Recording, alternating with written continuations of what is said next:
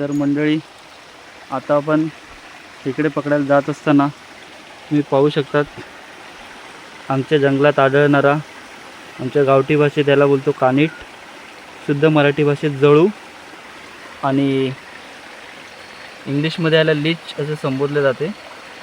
याचा मेडिकल थेरपीमध्ये खूप सारा उपयोग आहे.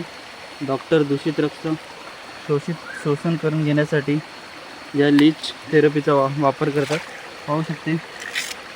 आणि ह्याने एकदा डोस केला की मग आपल्या शरीरातून वाहणारं रक्त सहसा थांबत नाही, ते वाहतच राहते.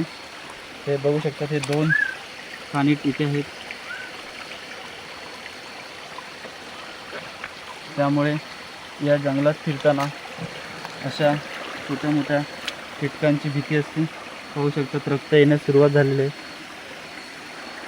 तर आपल्यासोबत आहेत विजय बांग, आपल्याला माहिती देतील कानिटची थोडीफार. कानिट हे आपल्या जंगलात कुठे कुठे आढळते? बऱ्याच ठिकाणी आढळते हे, किंवा झाडं झुडपं किंवा गवत, अच्छा, अशा ठिकाणी जास्त प्रमाणात असते. ओके. म्हणजे गवत कुसते तिथे हे जास्त याची वाढ होते. याचा उपयोग आहे का काय? उपयोग काही नाही.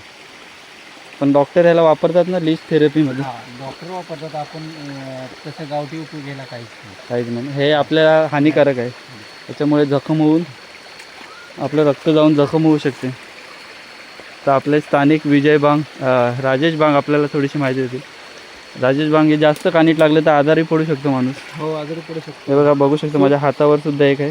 पकड, पाला, बोटावर सुद्धा एक पकड. पायाला खाज खाणार आणि नंतर सूज येऊ शकते.